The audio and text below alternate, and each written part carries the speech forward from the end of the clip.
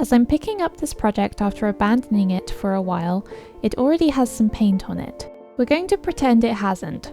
I've noticed some knobbles and uneven areas on the blade, so I'm going in with a scalpel and file to cut those off and smooth things down.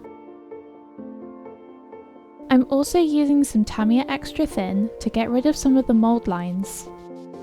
Don't worry about any paint already on the model, we're still pretending there isn't anything on it, and we'll be painting over it anyway. I'm using some masking putty and covering all of the model apart from the sword, so I can make sure I don't mess anything up by accident. And I'm going over the whole sword in German black-brown. Next, I'm using some Khorne red to start lightening the centre of the blade, just making sure that the very edges are still brown. Using Trollslayer orange, I'm again warming up the centre of the sword, being careful not to cover up all the red so we get a really nice gradient effect. The orange might need a couple of coats to build up the brightness needed. Next, we're only going in the very centre with demonic yellow. If you're not happy with the result, you can go back over with any of the colours to try and get the desired gradient you're looking for. You don't even have to have the lightest part in the centre.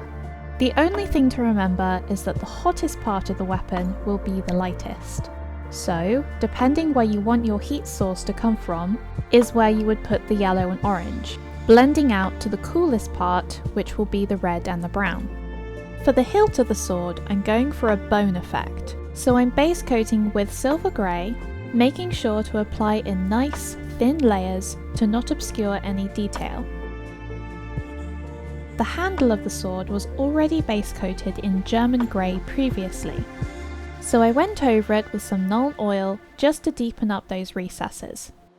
Once the hilt has been base coated, I'm going over it in Agrax Earthshade. This creates a really nice brown stain and it darkens the eye sockets on the skull. For the handle of the sword, I'm using some London Grey to lightly dry brush over the ridges. And then for a higher contrast, I'm using some light grey. For the hilt, I'm dry brushing that with silver grey again to bring some soft highlights in. And then I'm doing some edge highlighting with silver grey to increase the contrast.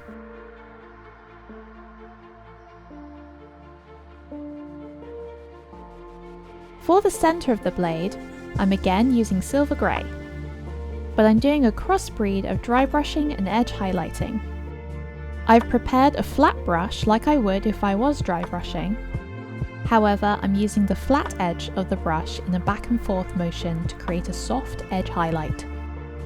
In the orange-red areas, I'm using some demonic yellow in the same way. And then in the brown-red areas, I'm using Trollslayer orange in the same way to make the highlight match the gradient on the rest of the blade.